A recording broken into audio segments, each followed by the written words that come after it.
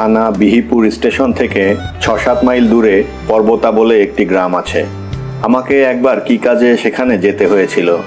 স্থানটি উত্তর বিহারের অন্তর্গত, সুতরাং বাংলাদেশের মতো অনেকটা শ্যামল প্রকৃতির। এই জায়গায় পথের ধারে এমন নিবিড় বৃক্ষরাজির সমাবেশ যে সত্যি বাংলাদেশে আছি বলে ভ্রম হয়। সময় ছিল দুপুরের কিছু পরে। আমি গাছতলায় একটুখানি বিশ্রাম করছি, এমন সময়ে রামশিঙা বেজে উঠল কোনো দিকে। আমার সামনে দিয়ে ২-৩টি গ্রাম্য লোক পেতল ও কাঁসার কানা উঁচু থালা হাতে বনের ওপারে কোথায় যাচ্ছে দেখে তাদের একজনকে বললাম, কোথায় শিঙে বাজছে হে? একজন আঙুল তুলে দেখিয়ে বলল, রামজির মন্দিরে, নদীর ধারে।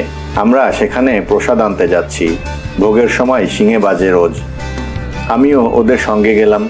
নদীর স্থানীয় নাম বুড়োল নদী, আমাদের কাটিগঙ্গার খালের চেয়ে যদি কিছু বড় হয়। তার ধারে অতি সুন্দর স্থানে আশ্রম ও দেবমন্দিরের কারুকার্য সাধারণ গ্রাম্য স্থপতির পরিকল্পিত। এই একই গড়নের মন্দির উত্তর পূর্ব বিহারের প্রায় অনেক গ্রামেই দেখতে পাওয়া যায়।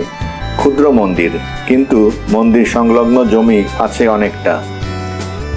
নদীর ধারে সুন্দর ফুলবাগান, সমস্ত স্থানটি ভারী পরিষ্কার পরিচ্ছন্ন।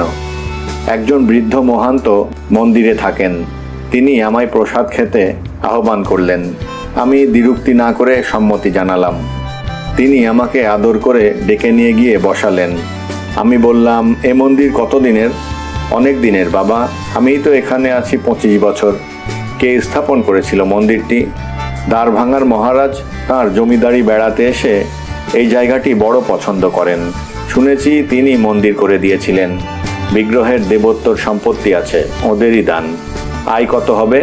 বছরে 300-400 টাকা, তবে ঠিকমতো আদায় হয় না সব বছর। লোকজনের প্রণামী ও মানত ইত্যাদির আয়েও কিছুটা ব্যয় নির্বাহ হয়। আমার জন্যে খাবার এলো, সরু আতপ চালের ভাত, আড়রের ডাল ও কি একটা তরকারি।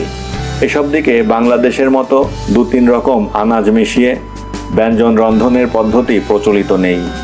আলু তো শুধু আলুরই তরকারি, বেগুন তো শুধু বেগুনেরই তরকারি।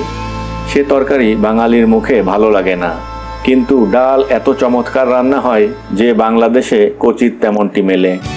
মহান্তজির মুখে শুনলাম, দুবেলা প্রায় 50 জন অতিথি অভ্যাগত ও দরিদ্র গ্রাম্য লোক ঠাকুরের প্রসাদ পায়। 2টি বৃদ্ধ শিষ্য আছে মহান্তজির, তারাই রান্না করে দুবেলা। কোনো মেয়ে, তা সে যে বয়সেরই হোক, আশ্রমে রাখবার নিয়ম নেই। বিহারের নির্জন পল্লী প্রান্তে পর্বতের এই মন্দির মনে একটি উজ্জ্বল নবীনতা ও পরম শান্তির সৃষ্টি করে। এর স্বল্পায়োজন মাধুর্য মনকে এমন অভিভূত করে যে অনেক বৃহৎ আয়াস তার ত্রিসীমানায় পৌঁছতে পারে না। সন্ধ্যার সময় যখন আশ্রম থেকে চলে আসি, তখন মহান্তজি আমার সঙ্গে কথা বলতে বলতে অনেক দূর এলেন। তার বিশেষ আগ্রহ দেখলাম মন্দিরের আয় বাড়ানোর দিকে। অবশ্যই নিজের স্বার্থের জন্যে নয়। গ্রামের অনেক গরিব লোক দুবেলা এখানে প্রসাদ পেয়ে থাকে। আরও কিছু আয় বাড়লে আরও বেশি লোককে খাওয়াতে পারতেন। মহান্তজি প্রকৃতই অতি সদাশয় ব্যক্তি এবং বালকের মতো সরল। তার ধারণা, এ ধরনের একটা সৎ কাজের কথায় যে কেউ টাকা দিতে রাজি হবে, শুধু মুখের কথা খসাবার অপেক্ষা মাত্র। তার সরলতা দেখে আমার হাসি পেল। বললাম, মহান্তজি, আপনি একবার ভাগলপুরে আসুন না, আপনাকে 2-1 জায়গায় পাঠিয়ে দেব। আপনি নিজেই বুঝবেন কে কেমন দিচ্ছে। চাঁদ উঠেছিল, চারধারে ফাঁকা মাঠ, মাঝে মাঝে ছোট ছোট ঢিবির ওপর ক্ষুদ্র বন, দূরে দূরে সিসম গাছ। বিহারের সিসম গাছ একদিকে একটু হেলে থাকে, অনেকগুলো থাকে এক সারিতে। যাকে শিশু গাছ বলে সে সম্পূর্ণ আলাদা গাছ, যদিচ সিসম গাছের কাঠেও বেশ মজবুত তক্তা হয় শুনেছি। মহান্তজি বললেন, বাবু, মনে থাকবে আমার কথা? খুব থাকবে, তবে আপনি নিজে না এলে কিছু করতে পারবো না। হঠাৎ আমায় মহান্তজি বললেন, আসুন আপনার সঙ্গে পাড়েজির আলাপ করিয়ে দিই। মাঠের মধ্যে এক জায়গায় অনেকগুলো চালাঘর দেখা গেল। কাছাকাছি অন্য কোনো বাড়ি নেই। দূরে নিকটে অনেকগুলি সিসম গাছের সারি। আমি একটু ইতস্তত করলাম যেতে, কারণ স্টেশনে গিয়ে আমায় ট্রেন ধরতে হবে। মহান্তজি আমার কোনো আপত্তি শুনলেন না। পরে অবশ্যই বুঝলাম তিনি আমায় পাড়েজির আশ্রমে রাত্রে রাখবার জন্যে সেখানে নিয়ে যেতে চেয়েছিলেন এবং সেই উদ্দেশ্যেই আমার সঙ্গে সঙ্গেও আসছিলেন। মহান্তজি বাড়ির কাছে গিয়ে ডাক দিতেই একজন লোক বার হয়ে তাকে হাসি মুখে প্রণাম করে বলল, আসুন বাবাজি। ইনি কে? ইনি ভাগলপুরের বাঙালি বাবু, আশ্রমের অতিথি। আসুন বাবুজি, আমার বড় সৌভাগ্য, উঠে এসে বসুন। বেশ জ্যোৎস্না উঠেছিল। চারদিকে চেয়ে দেখি বাড়ির উঠানে এবং ঘরের দাওয়ায় বড় বড় জ্বালায় ও হাঁড়িতে কী সব রক্ষিত আছে। কিসের একটা দুর্গন্ধ বেরোচ্ছে চারিদিকে। বাড়িতে আমরা একেবারে ভেতরের উঠোনে গিয়ে হাজির হয়েছি।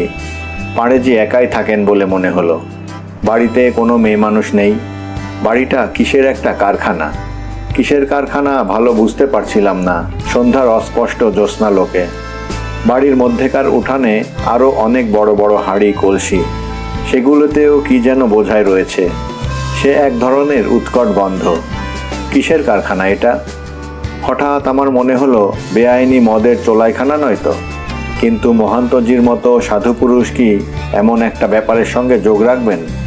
আমাকে চারিদিকে সন্দেহ ও বিস্ময়ের চোখে চাইতে দেখেই বোধহয় পাড়েজি, ওর আসল নাম শ্রীরাম পাড়ে, বললেন, কি দেখছেন বাবুজি? আমি সংকোচের সাথে বললাম, না, ওই কলসিগুলোতে কি তাই দেখছি। পাড়েজি হেসে বলল, কি বলুন তো? আমি ঠিক বুঝতে পারছি না, কিসের একটা গন্ধ বার হচ্ছে। আচ্ছা, কাছে গিয়ে দেখুন না বাবুজি। প্রত্যেক কলসিতে সাদা সাদা কি জিনিস, দুধের মতো। কিন্তু এত দুধ কি হবে এখানে? আর সন্ধ্যাবেলায় এত দুধ কলসিতেই বা কেন? দুধ কি রাত্রিবেলা খোলা উঠানের মধ্যে ফেলে রাখে? মহান্তজিও কৌতুকপূর্ণ হয়ে বললেন, কি বাবুজি, কি দেখলেন? পাড়েজি বললেন, বাবু, ওসব কলসিতে ঘোল, বুঝতে পারলেন তো? এত ঘোলের কলসি একত্রে কখনো জীবনে দেখিনি। কি করে বুঝতে পারবো? কিন্তু এত ঘোল এলো কোথা থেকে? ওদের ঘরের দাওয়ায় আমাদের জন্যে জল চৌকি পেতে দিল শ্রীরাম পাড়ে। আমরা বসলাম। তারপর মহান্তজির মুখে ব্যাপারটা শোনা গেল। এটা মাখনের ও ঘিয়ের কারখানা। দুধ অত্যন্ত সস্তা এসব অঞ্চলে। টাকায় 16 পর্যন্ত বিক্রি হতে দেখেছি। মহিষের দুধ বরং একটু চড়া দরে বিক্রি হয়, কারণ ঘি করবার জন্যে মহিষের দুধ গোয়ালারা কেনে। কিন্তু গরুর দুধের দাম নেই এখানে। গরুর দুধের মাখন ও ঘি করবার রেওয়াজ নেই এখানে। শ্রীরাম পাড়ের বাড়ি ছাপড়া জেলায়। সে এক মাখন তোলা কল নিয়ে এসে এই মাঠেরই মধ্যে প্রথম একখানা চালাঘর তুলে বসে। সে আজ 11 বছর আগের কথা। এই 11 বছরের মধ্যে শ্রীরামের ব্যবসা এত বড় হয়ে উঠেছে যে ওকে মাঠের মধ্যে অনেকখানি জমি নিয়ে ঘিরে বড় বড় দুখানা 8 চালা ঘর আর ছোট ছোট চালাঘর অনেকগুলি করতে হলো। মাখন তোলা কল আরও 2টো এনেছে। তার ব্যবসা খুব জোর চলেছে। আমার বড় ভালো লাগলো মহান্তজির এই গল্প। শ্রীরাম পাড়েকে আমি যেন নতুন চোখে দেখলাম। লোকটা খুব নিরীহ ধরনের, মুখে বেশি কথা বলে না। বোধহয় কথা বলে না বলেই কাজ বেশি করে। আপনার এখানে কত দুধ লাগে রোজ? তার কিছু ঠিক নেই বাবুজি। 15 মণ দুধের মাখন সাধারণত হয়, তবে একদিন হয়তো 20-22 মণ দুধ এলো। 3টে কল হিমশিম খেয়ে যায়। কলসিতে অত ঘোল কিসের? ওতে কি হবে? রোজ 15-20 মণ দুধের ঘোল তো সোজা নয় বাবু। এত ঘোল সব আমি রেলে চালান দিই। পূর্ণিয়া অঞ্চলে ওর খুব বিক্রি, পড়তে পায় না বাবু। মাসে কত ঘি হয় তোমার কারখানায়? আমি ঘি তত করিনি বাবু। মাখন চালানিতে লাভ বেশি। বেশি দুধ হলে খোয়া ক্ষীর করি, তবে 4 মণ ঘি মাসে চালান দিই। কত লোক খাটে? দুধ সংগ্রহ করে আনবার জন্যে 8-10 জন লোক রাখতে হয়েছে। ওরা রোজ ভোরে উঠে গ্রাম থেকে দুধ নিয়ে আসে। গোয়ালারা নিজেরাও দুধ দিয়ে যায়। সব দাদন দেওয়া আছে। তাছাড়া কারখানায় আরও 10-12 জন লোক খাটে। ছাপড়া জেলা থেকে এসে এই অজপাড়া গায়ে বসে লোকটা অত্যন্ত সামান্য মূলধন নিয়ে এই ব্যবসা আরম্ভ করে এখন বেশ উন্নতি করে তুলেছে। ওর কথা থেকে ক্রমে ক্রমে বুঝতে পারা গেল।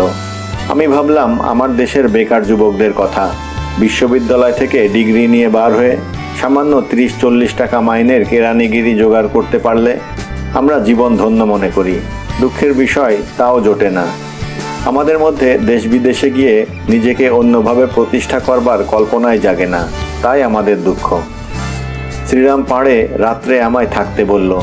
মহান্তজিও বললেন, আমার ওখানে থাকবার জায়গা নেই ভালো, সেই জন্য এখানে আনলাম। মন্দিরে আপনাদের দরের অতিথি এলেই পাড়েজির বাড়িতে রাখি। পাড়েজি বড় ভালো লোক, রাত্রে কোথায় যাবেন, এখানেই থাকুন। আমারও এত ভালো লেগেছিল পাড়েজিকে, তখনই রাজি হয়ে গেলাম।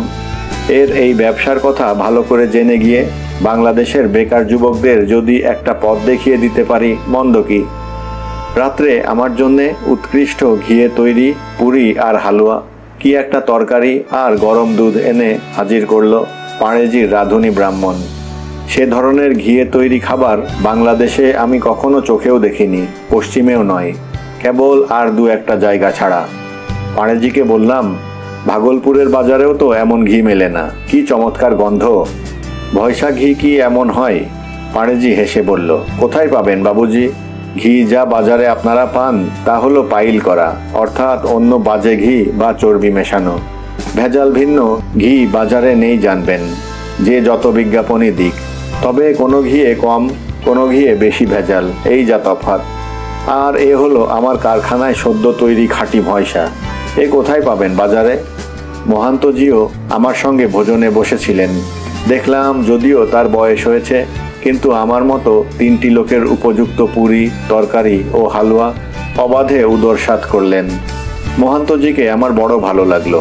এমন নিরীহ সজ্জন মানুষ খুব কম দেখা যায়। এক এক জায়গায় এক এক ধরনের মানুষের ছাঁচ থাকে, অন্যত্র তা পাওয়া যায় না। আমার মনে হয় বাংলার বাইরে আমি নিছক নিরীহ, সরল ও ভালো মানুষ লোকের যে ছাঁচ দেখেছি, বাংলাদেশে তা দেখিনি। হয়তো ঠিক ব্যাপারটা বোঝাতে পারছি না, কিন্তু একথা খুব সত্যি। বাংলার অতি অজপাড়া গাঁয়েও লোকের খানিকটা কুটিল বুদ্ধি, খানিকটা আত্মসম্মান জ্ঞান, খানিক চালাক চতুরতা আছে। এসব থাকলেই আর লোক নিছক সরল টাইপের হলো না। তা মেয়েদের কথাই বা কি, আর পুরুষদের কথাই বা কি। এর কারণ বাঙালির মধ্যে অতি নির্বোধ লোক নেই বললেই চলে। ওদের অনেকখানি জন্মগত শিক্ষা দীক্ষা আছে, তাতে সংসারের অনেক ব্যাপারে ওদের অভিজ্ঞতা আপনা আপনি হয়। রেলে বা স্টিমারে এক স্থান থেকে আর এক স্থানে যাতায়াতের বেশি সুবিধে বাংলাদেশে। তা থেকেও লোকে অনেক বাইরের জ্ঞান সঞ্চয় করতে পারে। বাংলাদেশে আমি খুব নিরীহ লোক ভেবে যার কাছে হয়তো গিয়েছি, দেখেছি সে আসলে অনেক কিছু জানে বা বোঝে, ফলে তার মনের নিছক সারল্য নষ্ট হয়ে গিয়েছে। কিন্তু বাংলার বাইরে আমি আশ্চর্য ধরনের সরল ও নিরীহ লোক দেখেছি। তাদের শিশুসুলভ সারল্য কতবার আমাকে মুগ্ধ করেছে। আমি আমার জীবনে এ ধরনের সরল্য খুঁজে বেরিয়েছি। আমার আবাল্য ঝোঁক ছিল এদিকে, মানুষের টাইপ খুঁজে বার করব। আমার অভিজ্ঞতা দ্বারা দেখেছি বিহার ও সিপিতে, ছোট নাগপুরে এই সরল টাইপটা বেশ পাওয়া যায়, এখনও পাওয়া যায়, তবে আজকাল নষ্ট হয়ে যেতে বসেছে। মানুষের মনকে বর্তমান সভ্যতা ও শিক্ষা একটি কলের ছাঁচে গড়ছে। সব এক ছাঁচ। রামও যা ভাবে, শ্যামও তাই ভাবে, যদু মধুও তাই ভাবে। যে আর একজনের মতো না ভাবে তাকে লোকে মূর্খ বলে, অশিক্ষিতও বলে।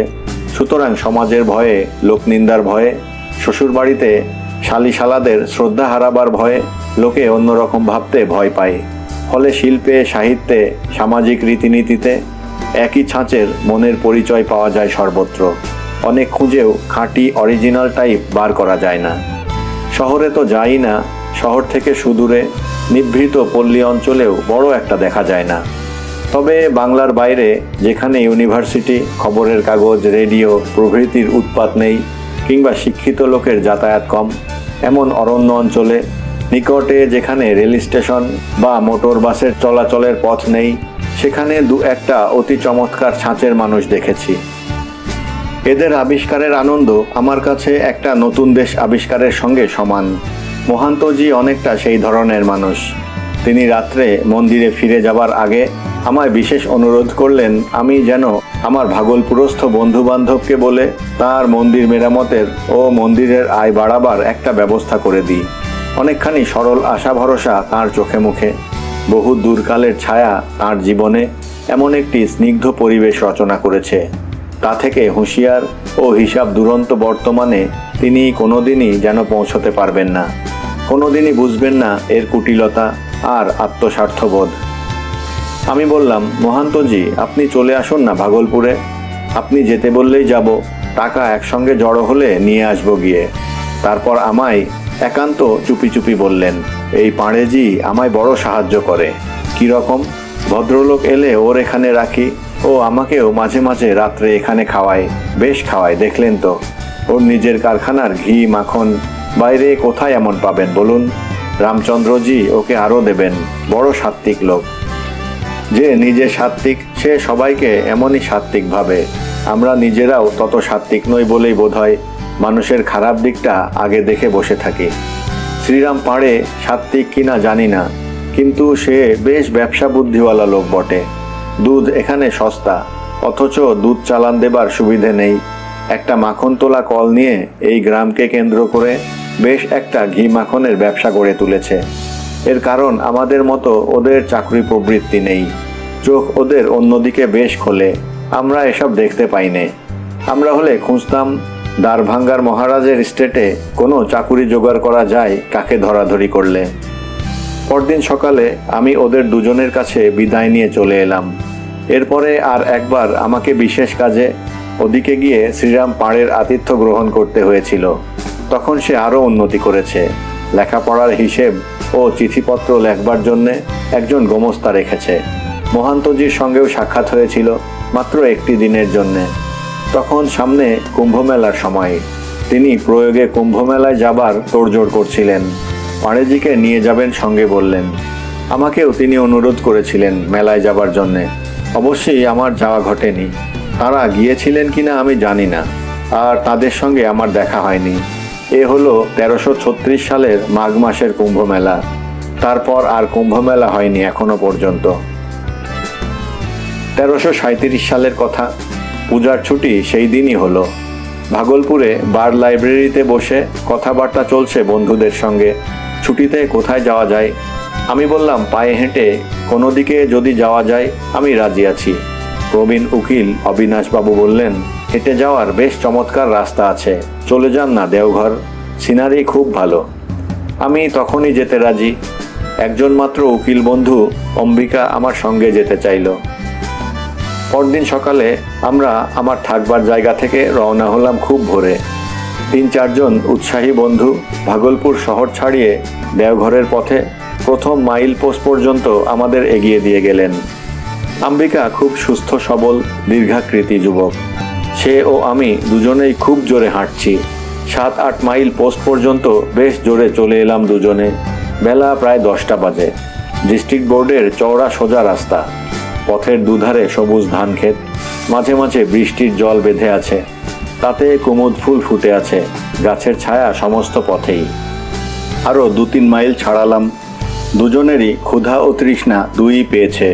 সঙ্গে কোনো ব্যবস্থা নেই, হাঁটবার সুবিধে হবে বলে খালি হাতে পথ চলছি। পথের ধারে মাঝে মাঝে দেহাতি গ্রাম, সেখানে বিশেষ কিছু খাবার পাওয়া যায় না আমরা জানি। সন্ধান করলে হয়তো চিড়ে পাওয়া যেতে পারে বড় জোর। অম্বিকা বলল, চলো আগে গিয়ে কোথাও রান্না করে খাওয়া যাবে। রান্না করবার জিনিসপত্র তো চাই, তাই বা কোথায় পাবো। চলো যা হয় ব্যবস্থা হবেই। ব্যবস্থার কোনো চিহ্ন নেই কোনো দিকে। সুদীর্ঘ সোজা পথ, গ্রাম 2-3 মাইল অন্তর। পুরেনি বলে একটা গ্রাম রাস্তার ধারেই পড়ল। এখানে একটা ডাকঘর আছে, 2-4খানা দোকান, কিন্তু দোকানের খাবার দেখে কিনতে প্রবৃত্তি হলো না আমাদের। পুরেনি ছাড়িয়ে মাইল খানে গিয়েছি। এক জায়গায় পথের ওপর অনেকগুলো কুলি খাটছে, খোয়া ভাঙছে। তাদের কাছে একখানা এক্কা দাঁড়িয়ে। একজন বিহারি ভদ্রলোক কুলিদের তদারক করছেন পায়চারি করতে করতে। আমাদের অদ্ভুত দেখেই বোধহয় তার দৃষ্টি সেদিকে আকৃষ্ট হলো। দুজনেরই পরনে খাকির হাফ প্যান্ট, গায়ে সাদা টুইলের হাতা কাটা শার্ট, মাথায় সোলার টুপি, পায়ে হাঁটু পর্যন্ত উলের মোজা ও বুট জুতো। তার ওপর আবার দুজনেরই চোখে চশমা, হাতে হাতঘড়ি। এ ধরনে সেজেগুজে বিহারের অজপল্লী পথে চললে লোকের দৃষ্টি আকৃষ্ট না করে পারে না। পথে দেখে এসেছি প্রত্যেক বস্তির লোক আমাদের দিকে হাঁ করে চেয়ে চেয়ে দেখছে। পুরেনি বাজারে তো লোকে আমাদের দিকে আঙুল দেখিয়ে কি বলা বলি করেছে। আর কিছু না হই, আমরা যে পুলিশের দারোগা এ ধারণা অনেকেরই হয়েছে, সে বিষয়ে নিঃসন্দেহ। ভদ্রলোক বাংলায় জিজ্ঞেস করলেন, আপনারা কোথায় যাবেন? ওর মুখে বাংলা শুনে আমরা একটু আশ্চর্য না হয়ে পারলাম না। ওর চেহারা অবিকল দেহাতি বিহারি ভদ্রলোকের মতোই। ভাগলপুর শহর থেকে 12 মাইল দূরে বাঙালির সঙ্গে এ ধরনের সাক্ষাৎ বড় একটা আশাও করা যায় না। মশাই কি বাঙালি? আগে আমার নাম রামচন্দ্র বসু। এই নিকটেই চেরো বলে গ্রাম আছে, ওইখানেই আমার বাড়ি। এখানে বাড়ি করেছেন কতদিন হবে? আমার বাস এখানে প্রায় 15 বছর হলো। তার আগে আমরা কহলগাঁও থাকতাম। আপনারা কোথায় যাবেন?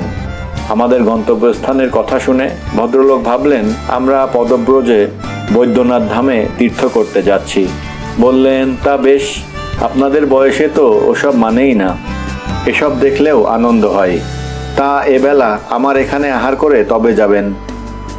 আমাদের কোনো আপত্তি ছিল না এই প্রস্তাবে। বোধহয় একটু বেশি সহজেই রাজি হয়েছিলাম। রামবাবুর বাড়ি গিয়ে তারা যে প্রবাসী বাঙালি সেটা ভালো করেই বুঝলাম। ছেলেমেয়েরা ভালো বাংলা বলতে পারে না, কিন্তু দেহাতি হিন্দি বলে বিহারিদের মতোই। তাদের বাড়িতে যত্ন আদর আমরা পেলাম কতকালের আত্মীয়ের মতো। রাত্রে থাকবার জন্যে কত অনুরোধ করলেন। আমাদের থাকলে চলে না, যেতে হবে অনেক দূর। পায়ে হেঁটে যাব বলে বেরিয়ে এত আরাম করবার ইচ্ছা ছিল না মোটেই। একটা জিনিস তাদের বাড়ি খেয়েছিলাম, কখনো ভুলতে পারা যাবে না, কর্মচার অম্বল। রান্নার গুণে নয়, কর্মচার অম্বল জীবনে তার আগেও কখনো খাইনি, তারপরেও না। সেই জন্যে আমরা আবার যখন পথে উঠলাম তখন বেলা 2:30-র কম নয়। শীতের বেলা, ঘন্টা 2 হাঁটবার পরে রোদ একেবারে পড়ে গেল। ডিস্ট্রিক্ট বোর্ডের রাস্তা সোজা তীরের মতো নাকের সামনে বহুদূর পর্যন্ত চলে গিয়েছে। দুধারে ধুধু করছে জনহীন প্রান্তর। ডাইনে অনেক দূরে মারক পাহাড় নীল মেঘের মতো দেখা যায়। সূর্য ক্রমে পাহাড়ের পেছনে অস্ত গেল। সন্ধ্যার অন্ধকার নেমে আসছে। তখনও রাস্তার দুধারে মাঠ আর মাঠ। অম্বিকা এদেশের লোক। তাকে বললাম, কোথায় থাকবো রাত্রে হে? গ্রামের চিহ্ন তো দেখছি না। অম্বিকাও কিছু জানে না, সে এদিকে কখনো আসেনি। আরও কিছু দূর গিয়ে আমবাগানের আড়ালে একটা বস্তি দেখা গেল। কতকগুলো খোলার ঘর, এক জায়গায় তাল পাকানো, এদেশের ধরনে, ঘোর অপরিষ্কার। জিজ্ঞেস করে জানা গেল বস্তির নাম রজাউন। একজন লোককে বলা গেল এখানে রাত্রে থাকবার কোথাও একটু স্থান হবে কিনা। তারা বলল কাছারি বাড়িতে 2খানা চারপাই আছে। বিদেশি লোক এলে কাছারি বাড়িতে থাকে। কাছারি বাড়ির অবস্থা দেখে আমরা পরস্পরের মুখের দিকে চাইলাম। ঘোড়ার আস্তাবল এর তুলনায় স্বর্গ। একটা ভাঙা খোলার ঘর, তার চাল পড়েছে ঝুলে। বাইরের দাওয়ায় 2খানা চারপায়া আছে বটে, কিন্তু তাতে শোয়া চলে না। কাছারি ঘরের মধ্যে এত জঞ্জাল যে সেখানে রাত্রি যাপনের চেষ্টা করলে সর্পাঘাত অবশ্যম্ভাবী। আমরা বললাম আর কোথাও জায়গা নেই? না বাবু, নিজেদের তাই থাকবার জায়গা হয় না, গরিব লোকের বস্তি, আপনাদের জায়গা দেবে কোথায়? পড়ে গেলাম বেজায় মুশকিলে। সন্ধ্যা হয়েছে। সপ্তমীর জ্যোৎস্না মাঠ বাট আলো করেছে। নিকটে আর কোনো বস্তিও দেখা যায় না। এখন কি করি? একজন আমাদের অবস্থা দেখে বলল, বাবু আপনারা থানায় যান। বস্তির পশ্চিম দিকে 1/2 মাইলের মধ্যে একটা বাগান দেখবেন, তার ওপারে থানা, সেখানে থাকবার জায়গা মিলতে পারে। থানা খুঁজে বার করলাম। থানার দারোগা আরা জেলার লোক, মুসলমান। তার আতিথ্য আমরা কখনো ভুলব না। আমরা তাকে বললাম আমরা কিছু খাবো না, শুধু একটু আশ্রয় চাই। তিনি বললেন তা কখনো হয় না, আমার হেড কনস্টেবল ব্রাহ্মণ, তাকে দিয়ে রান্না করাবো, আপনাদের কোনো আপত্তির কারণ নেই। আমরা বললাম সেজন্যে নয়, আপনার বাসা থেকে রেঁধে পাঠালেও আমাদের কোনো আপত্তি হবে না জানবেন। ভদ্রলোক শুনলেন না। হেড কনস্টেবলকে দিয়ে পুরি তরকারি আর হালুয়া তৈরি করিয়ে দিলেন। নিজের বাসা থেকে সেরখানেক জাল দেওয়া দুধ পাঠিয়ে দিলেন। আহারাদির পরে আমাদের জন্যে বিছানা আনিয়ে দিলেন বাসা থেকে। আমাদের সঙ্গে খানিকক্ষণ বসে গল্প করলেন। তারপর আমাদের বিশ্রাম করতে বলে বাসায় গেলেন। আমরা খুব ভোরে উঠে রওনা হব বলে রাত্রেই তাঁর কাছ থেকে বিদায় নিয়ে রেখেছিলাম। সূর্য উঠবার আগেই পথে বেরিয়ে পড়লাম। মাইল 8-9 দূরে বাঁকা, ভাগলপুরের একটা মহকুমা। এক জায়গায় 2টো রাস্তার মোড়, কেউ বলে দেওয়ার লোক নেই কোন রাস্তা বাঁকায় গিয়েছে। আমরা আন্দাজ করে নিয়ে অনেকখানি পথ চলে এসেছি। তখন একজন পথিকের সঙ্গে দেখা হওয়ায় জিজ্ঞেস করলাম ঠিক পথে চলেছে কিনা। সে বলল, বড্ড ঘুর পথে যাচ্ছেন বাবুজি, এই মাঠের মধ্যে দিয়ে যান, শিগগির পৌঁছাবেন। তার কথা শুনে মাঠের রাস্তায় নেমে আমরা আরও ভুল করলাম। পথ ভীষণ খারাপ। চষা মাটির ওপর দিয়ে আল ডিঙিয়ে খানাডোবা পার হয়ে মাইল 3 এসে আমার 2 পায়ে ফোসকা পড়ল। আমি আর হাঁটতে পারি না। অথচ এদিকে দিগন্ত বিস্তৃত প্রান্তর সামনে। একটা গোটা টাউন তো দূরের কথা, একখানা খোলার ঘরও নেই মাঠের কোনো দিকে। আমি বললাম, আর হাঁটতে পারছি না অম্বিকা। অম্বিকা ভরসা দিল, আর একটু পরেই আমরা বাঁকা পৌঁছে যাব এবং সেখানে ওর একজন উকিল বন্ধুর বাড়ি, আশ্রয় নিলেই সব ঠিক হয়ে যাবে। আরও 2 ঘন্টা হাঁটবার পরে আমি একটা গাছতলায় বসে পড়লাম। আমার চলবার শক্তি লুপ্ত হয়েছে। আমি হেঁটে দেশ বিদেশে বেড়াবার বড় উৎসাহ দেখিয়েছিলাম। আমার প্ররোচনাতেই অম্বিকা আমার সঙ্গে হেঁটে বেড়াবার জন্যে বের হয়েছে। এখন দেখা গেল আমি একেবারে হাঁটতে পারি না। মুখে যত বলি, কাজে তার কিছুই করবার সাধ্য আমার নেই। অম্বিকা পড়ে গেল বিপদে। সে এখন আমায় নিয়ে কি করে? বেলা প্রায় 1টা বাজে। আমায় সে ঘাড়ে করে নিয়ে যেতে পারে না বাঁকা পর্যন্ত, অথচ সত্যি পা ওঠাবার শক্তিটুকুও নেই আমার। আমি বললাম, অম্বিকা, বাঁকা থেকে একখানা গাড়ি নিয়ে এসো গিয়ে, আমি এখানেই থাকি। অম্বিকা যেতে রাজি নয়। আমায় এই অবস্থায় ফেলে সে কোথাও যাবে না। তার চেয়ে আমি বসে বিশ্রাম করি। যদি এরপরে আমি হাঁটতে পারি, সে আমার সঙ্গে এখানেই থাকবে। বেলা 2:30টার সময় আমি কিছু সুস্থ হয়ে পুনরায় হাঁটতে আরম্ভ করলাম। অম্বিকা ঘড়ি দেখে বলল, বেলা ঠিক 2:30, 1 ঘন্টার মধ্যে বাঁকা পৌঁছে যাব। আরও 1.5 ঘন্টা চলে গেল, বাঁকার চিহ্ন নেই কোনো দিকে। আমি বললাম, শর্টকাট করতে গিয়ে এই বিপদটি বাঁধল।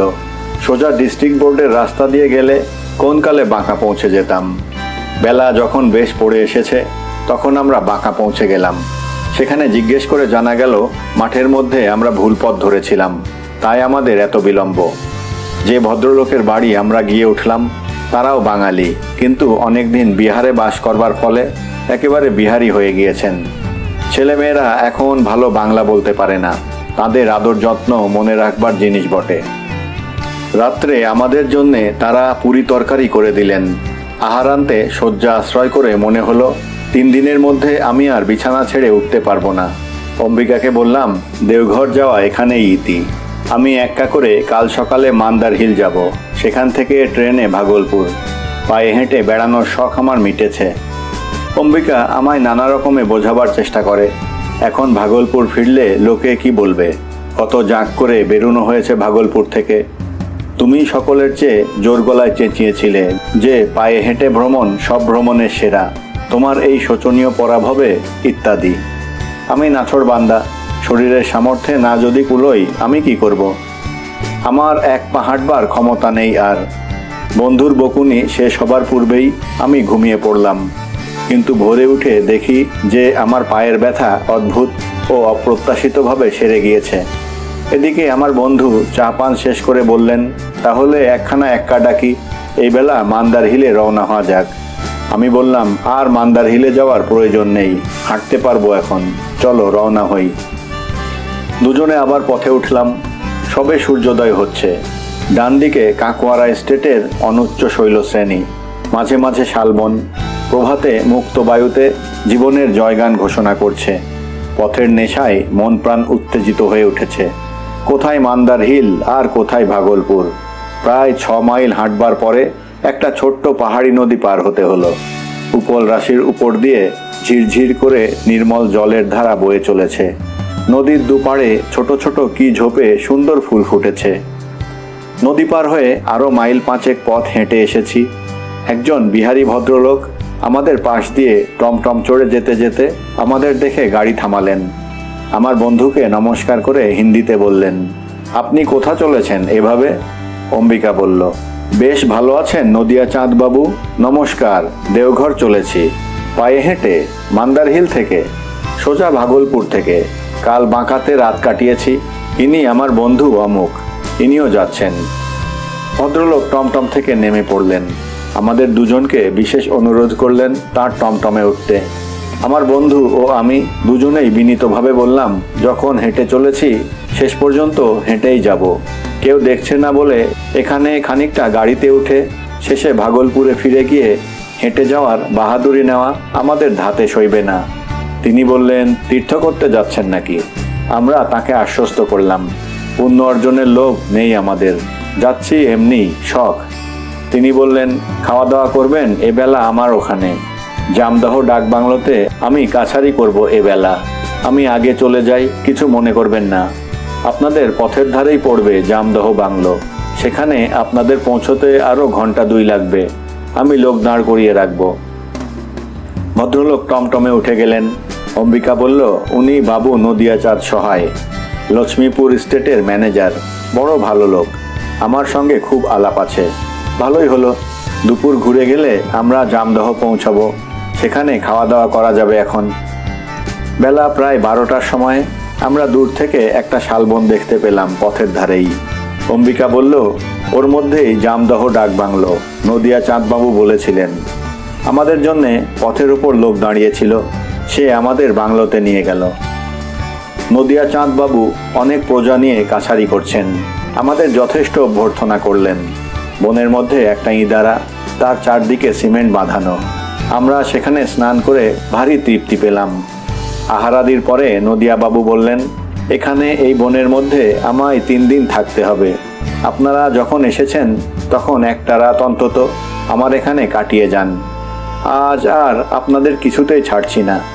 আমাদের কোনো আপত্তি তিনি শুনলেন না। লোকটি বিশেষ ভদ্র ও শিক্ষিত, তার অনুরোধ এড়ানো আমাদের পক্ষে সম্ভব হলো না। শালবনের নিস্তব্ধতার মধ্যে কি সুন্দর বৈকাল আর জ্যোৎস্নারাত্রি কাটল। মন একেবারে মুক্ত, পথের নেশায় মাতাল। কতদূর এসে পড়েছি পরিচিতের সীমা ছাড়িয়ে। এমন একটি সুন্দর রাত্রি জীবনে আর হয়তো নাও মিলতে পারে। নদিয়াবাবু আমাদের কাছে বসে বসে গল্পগুজব করলেন অনেকক্ষণ। কথায় কথায় বললেন, আপনারা যদি এসেছেন এ পথে তবে লক্ষ্মীপুর দেখে যান না একবার। চমৎকার দৃশ্য ওখানকার, আপনারা খুশি হবেন। এখান থেকে কতটা হবে? প্রায় 7 মাইল। তবে পাকা সড়ক ছেড়ে অন্য রাস্তায় যেতে হবে, জঙ্গল পড়বে খুব। রাত্রে শুনে আমি বন্ধুকে বললাম, জেলা বোর্ডের রাস্তা ছেড়ে দিয়ে চলো আমরা আগে লক্ষ্মীপুর দেখে আসি। বন্ধু আপত্তি করল। সে শুনেছে লক্ষ্মীপুর ছাড়িয়েই 10-12 মাইল জঙ্গল। সে পথে হেঁটে যাওয়া বড় বিপজ্জনক, আমাদের যাওয়া উচিত হবে না। আমি তার কাছে আরাকান ইয়োমার জঙ্গলের কথা বললাম। তার চেয়ে বেশি জঙ্গল আর কি হবে। লক্ষ্মীপুরের প্রাকৃতিক দৃশ্যের কথা ভাগলপুরে থাকতে অনেকের মুখে শুনেছি। এতদূর যখন এসেছি লক্ষ্মীপুর দেখে যাওয়াই ভালো। অনেক রাত পর্যন্ত কথা কাটাকাটির পরে অম্বিকাকে রাজি করানো গেল। পরদিন খুব ভোরে উঠে আমরা নদিয়াচাঁদবাবুর কাছে বিদায় নিয়ে লক্ষ্মীপুর রওনা হবার জন্যে বাঁ দিকের বনপথ ধরলাম। তখন সবে সূর্য উঠেছে। সত্যি পথটির দৃশ্য চমৎকার। এই প্রথম রাঙামাটি চোখে পড়ল। উঁচু নিচু জমি, শাল ও পলাশ গাছের ছাড়ি, মাঝে মাঝে 2-1টা বট গাছ। নানা জায়গায় বেরিয়ে আমার মনে হয়েছে বটগাছ যত বেশি বনে, মাঠে, পাহাড়ের ওপর অযত্ন সম্ভূত অবস্থায় দেখা যায়, অশ্বত্থ তেমন নয়। বাংলার বাইরে, বিশেষ করে এই সব বন্য অঞ্চলে অশ্বত্থ তো আদৌ দেখেছি বলে মনে হয় না। অথচ কত বন প্রান্তরে, কত পাহাড়ের মাথায় সঙ্গীহীন সুপ্রাচীন বটবৃক্ষ ও তার মাথায় সাদা সাদা বকের পাল যে দেখেছি, তাদের সংখ্যা নিতান্ত তুচ্ছ হবে না। দক্ষিণ ভাগলপুরের এই অঞ্চলের জমি গঙ্গা ও কুশির পলিমাটিতে গড়া। উত্তর ভাগলপুরের জমি থেকে সম্পূর্ণ স্বতন্ত্র। এদিকের ভূমির প্রকৃতি ও উদ্ভিদ সমাবেশ সাঁওতাল পরগনার মতো, তেমনি কাকর ভরা, রাঙা, বন্ধুর, শুধু শাল ও মৌল বনে ভরা। ঠিক যেন দেওঘর, মধুপুর কি গিরিডি অঞ্চলে আছি বলে মনে হয়। বেলা প্রায় 9টার সময় দূর থেকে একটা মন্দিরের চূড়ো দেখা গেল, কিন্তু চূড়োটা যেন পথের সমতলে অবস্থিত। অম্বিকা বলল, ওই লক্ষ্মীপুর। আমি জানি রাজবাড়ির কালী মন্দির খুব বড়, ওটা তারই চূড়ো। কিন্তু মন্দিরের চূড়ো পথের সমতলে কি করে থাকে আমরা দুজনে প্রথমটা বুঝতে পারিনি। বুঝলাম যখন আমরা লক্ষ্মীপুরের আরও নিকটে পৌঁছেছি। লক্ষ্মীপুর একটা নিম্ন উপত্যকার মধ্যে অবস্থিত। চারিদিক থেকে পথগুলো ঝর্ণার মতো নিচের দিকে নেমে পড়েছে উপত্যকার মধ্যে। আমাদের পথ ক্রমশ নিচে নামছে। দুধারের শালবন আরও নিবিড় হয়ে উঠেছে, অথচ কোনো ঘরবাড়ি চোখে পড়ে না। কেবল সেই মন্দিরের চূড়োটা আরও বড় ও স্পষ্ট দেখাচ্ছে। একটা জায়গায় এসে হঠাৎ নিচের দিকে চাইতেই অনেক ঘরবাড়ি একসঙ্গে চোখে পড়ল। সত্যি ভারী সুন্দর দৃশ্য। বন জঙ্গলে ভরা একটা খুব নাবাল জায়গায় এই ক্ষুদ্র গ্রামটির ঘরবাড়ি যেন ছবির মতো সাজানো। গ্রামের ঠিক মাঝখানে একটা সেকেলে ধরনের পুরনো ইটের বাড়ি। ও সেই মন্দিরটা। অম্বিকা বলল, ওই রাজবাড়ি নিশ্চয়ই।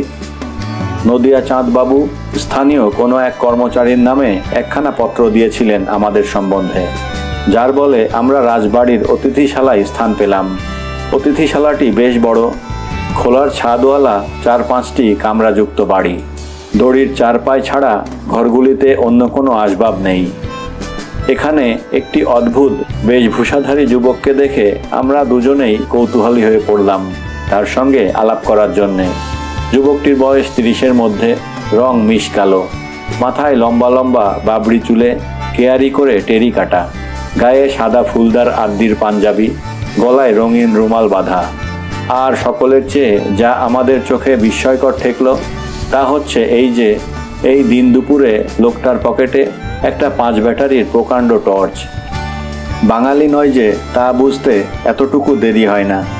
অম্বিকা বলল, লোকটাকে কিসের মতো দেখাচ্ছে বলো তো? ঠিক যেন যাত্রা দলের বড় কেষ্ট ঠাকুর, মাথায় চাঁচর চিকুর, মাই বাঁশিটা পর্যন্ত হুবহু, তাই না? ডেকে নাম জিজ্ঞেস করো না। কিছু পরেই আমরা অতিথিশালার ম্যানেজারের কাছে যুবকটির পরিচয় পেলাম। সে রাজার শ্যালক, এখানেই সামান্য কিছু কাজ করে রাজ এস্টেটে। বেশ আমোদে লোক, আর নাকি খুব ভালো নাচতে জানে। আমরা যুবকটির সঙ্গে আলাপ করলাম। আমাদের খুব ভালো লাগলো লোকটিকে। লেখাপড়া বিশেষ কিছু জানে না, কিন্তু বেশ বুদ্ধিমান সে, তা কথাবার্তা থেকে স্পষ্ট বোঝা যায়। আমি বললাম, আপনার পৈতৃক দেশ কোথায়? রাজখার শাওন, BNRA। তবে এখানেই আছি আজ 10 বছর। এই বনের মধ্যে বেশ ভালো লাগে আপনার? খুব শিকার মেলে কি না? আপনারা থেকে যান, ভালুক শিকার করতে যাব। ভালুক খুব আছে নাকি? এই যে বন দেখছেন, ভালুক আর সম্বর হরিণ এত আছে যে অনেক সময় দিন মানেও লক্ষ্মীপুর গ্রামের মধ্যে ছটকে এসে পড়ে। আপনারা পায়ে হেঁটে যাবেন না বনের মধ্যে দিয়ে, ও বড় বিপজ্জনক। আমি ঘোড়া দিচ্ছি দুজনকে, সঙ্গে শিকারি গাইড দেব, তবে যাবেন। আমরা বললাম, হেঁটে যখন যাব ঠিক করেছি তখন ঘোড়ায় চড়ব না, সেটা ঠিকও হবে না। যুবকটি ভেবে বলল, তীর্থ করতে যাবেন বলে কি আর একটু ঘোড়ায় চড়তে নেই? বন কতখানি আপনারা জানেন? বড় দেরি হয়ে যাবে বন পার হতে যদি পায়ে হেঁটে যান। কত বড় বন আপনার মনে হয়? 10-12 মাইল খুব হবে। লক্ষ্মীপুরের জঙ্গল দক্ষিণ ভাগলপুরের বিখ্যাত জঙ্গল। ঘোড়ায় যদি না যান তবে একজন গাইড সঙ্গে নিয়ে যান। যুবক উঠে চলে গেলে আমরা দুজনে পরামর্শ করে ঠিক করলাম, সঙ্গে লোক নেওয়ারও কোনো দরকার নেই, ওতে আমাদের বাহাদুরি অনেকখানি কমে যাবে। অতিথিশালার ম্যানেজার বললেন, আপনাদের খাবার দাবার সব তৈরি, যদি বেরুতেই হয় তবে আপনারা আর বেশি দেরি করবেন না, কারণ জঙ্গল পার হতে খুব সময় নেবে। আহারাদির পর অম্বিকা বলল, একবার রানিমার সঙ্গে দেখা না করে যাব না হে? একবার আলাপ করে রাখি, পরে কাজ দেবে। তুমিও চলো না, আলাপ করা যাক। দরকার আর কিছু নয়, উকিল মানুষ। এত বড় স্টেটের কর্ত্রীর সঙ্গে আলাপ রাখলে স্টেটের মামলা মোকদ্দমাগুলো পাবার দিক থেকে অনেক সুবিধে। লক্ষ্মীপুর গাড়োয়ারি স্টেট, বার্ষিক আয় খুব বেশি না হলেও নিতান্ত মন্দ নয়। অম্বিকা বলেছিল 2 লাখ টাকা। অত যদিও না হয়, লাখখানেকের কম নিশ্চয় নয়। বন থেকেই এদের আয় বেশি। বনের খানিকটা অংশ লাক্ষা ব্যবসায়ীদের ইজারা দেওয়া হয়। তা বাদে কাঠ ও সম্বর হরিণের শিং আর ছাল বিক্রি করেও যথেষ্ট আয় হয়। আমরা কালীবাড়ি দেখতে গেলাম। একটি বৃদ্ধ বাঙালি ব্রাহ্মণ এখানকার পূজারী। পুত্র পরিবার নিয়ে আজ প্রায় 30 বছর লক্ষ্মীপুরে বাস করছেন। তার বাড়ি ছিল নদিয়া জেলার মেহেরপুর সাব ডিভিশনে। এখনও তার জ্ঞাতিবর্গ সেখানেই আছে, পৈতৃক বাড়িও আছে, তবে সেখানে এদের যাতায়াত নেই বহুকাল। আমরা বললাম, এখানে আর কোনো বাঙালি আছেন? পূর্বে 2 জন বাঙালি ছিলেন স্টেটের কাছারিতে, এখন আর নেই। আপনার কোনো অসুবিধা হয় না থাকতে? এখন আর হয় না, আগে আগে খুব হতো। কি করি বলুন, পেটের দায়ে সবই করতে হয়। এখানে বছরে 400-500 টাকা পাই, বাড়ি ভাড়া লাগে না, কিছু জমি জায়গিরও দেওয়া আছে স্টেট থেকে। মরে গেলে বড় ছেলেটাকে বসিয়ে দিয়ে যাব। ওকে সংস্কৃত পড়তে পাঠিয়েছি নবদ্বীপে, ওর মামার বাড়িতে। এক মস্ত অসুবিধে মেয়ের বিয়ে দেওয়া, এখান থেকে হয় না। সময় কাটান কি করে এখানে? নিজের কাজ করি, একটা টোল খুলেছি, ছাত্র পড়াই, 5-6 জন ছাত্র আছে, তার জন্যে স্টেট থেকে বৃত্তি পাই। অম্বিকার কাছে ইতিমধ্যে রাজবাড়ি থেকে খবর এলো রানীমা এবার পূজা সেরে উঠেছেন, এখন দেখা হতে পারে। অম্বিকা দেখা করতে গেল এবং আধ ঘন্টার মধ্যেই বেশ হাসি মুখে ফিরে এলো। বলল, রানীমা বড় ভালো লোক, উনি আমাকে স্টেটের কাজ দিতে চেয়েছেন, খুব খাতির করেছেন আমায়। এইবার চলো বেরিয়ে পড়া যাক, বেলা 2টো বাজে, অত বড় বন পার হতে হবে তো। আমি জেলা বোর্ডের রাস্তা দিয়ে যাবার কথা বলছিলাম। নিশ্চয়ই তুমি বনের কথায় ভয় পেয়ে গিয়েছ না? রানীমা বলছিলেন বনে অনেক রকম বিপদ আছে, তবে তুমি না ছাড়ো, অগত্যা বনের পথেই যেতে হবে। লক্ষ্মীপুর ছেড়ে আমরা খানিকটা চড়াই পথে উঠেই হঠাৎ একেবারে জঙ্গলের মধ্যে এসে পড়লাম। জঙ্গল খুব নিবিড় নয়, প্রধানত কেঁদ, শাল ও পিয়াল গাছ বেশি বনের গাছের মধ্যে। ঝোপ জিনিসটা বিহারে কোথাও দেখিনি এই জঙ্গল ছাড়া।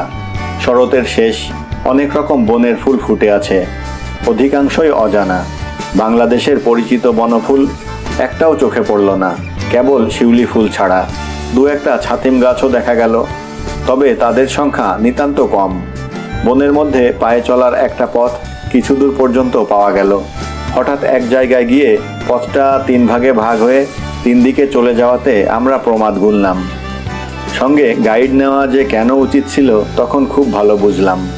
আমাদের চারিধারে শুধু গাছপালা আর বনঝোপ, শুধু বনস্পতির দল আকাশের দিকে মাথা তুলে দাঁড়িয়ে। আমাদের মাথার ওপর বন গাছের ফাঁকে ফাঁকে শরতের নীল আকাশ। কোনো লোকালয় নেই, একটা লোক নেই যে তাকে জিজ্ঞেস করি পথের কথা। মনে একটা অদ্ভুত আনন্দ এলো হঠাৎ কোথা থেকে। ঘরে বসে সে আনন্দ কোনোদিন কখনো পাওয়া যায় না। অম্বিকাও দেখলাম পথের নেশায় মাতাল হয়ে উঠেছে। ও বলল, চলো চোখ বুজে যে পথে হয়, না হয় সন্ধ্যা পর্যন্ত বনের মধ্যে ঘুরবো, রাত হয় গাছের উপরে উঠে কাটিয়ে দেওয়া যাবে। আন্দাজ করে একটা পথ বেছে নিয়ে তাই ধরে চললাম। ক্রমশ বন নিবিড়তর হয়ে উঠেছে। আমাদের মনে হচ্ছিল যে কোনো মুহূর্তে আমরা ভালুক কি বাঘের সামনে পড়তে পারি। এ বনে সে ব্যাপারটা এমন কিছু অসম্ভব নয়। অম্বিকা বলল, এসো একটা রাত বনের মধ্যেই কাটিয়ে দেওয়া যাক। আমারও নিতান্ত অনিচ্ছা ছিল না, কিন্তু শেষ পর্যন্ত দেখা গেল দুজনে সামনের দিকে এগিয়েই চলেছি। দুজনেরই ঝোঁক বন পার হয়ে ফাঁকা জায়গায় পড়বার দিকে। বনের মধ্যে কোনো গাছ এমন নেই যার ফল খাওয়া যায়, একমাত্র আমলকি ছাড়া। সেকালের মুনি ঋষিরা শোনা যায় বনের মধ্যে কুটির নির্মাণ করে নাকি বনের ফল খেয়ে জীবন ধারণ করতেন। কথাটার মধ্যে কতদূর সত্যতা আছে জানি না। আমি অনেক স্থানের বন ঘুরে যে অভিজ্ঞতা লাভ করেছি তাতে আমার মনে হয়েছে মানুষের খাদ্যোপযোগী ফলের গাছ পার্বত্য অরণ্যে ক্বচিৎ দেখা যায়। তাও আম, কলা, বেল, আনারস, লিচু প্রভৃতি ভালো জাতীয় ফল নয়, হয় আমলকি, কেঁদ প্রভৃতির নিকৃষ্ট শ্রেণীর ফল। বড়জোর বুনো রামকলা, বিচি বোলাই ও মানুষের অখাদ্য। মানুষের খাদ্যোপযোগী বহু প্রকার ফল বৃক্ষের একত্র সমাবেশ মানুষের হাতে তৈরি ফলের বাগান ছাড়া আর কোথাও দেখা যাবে না।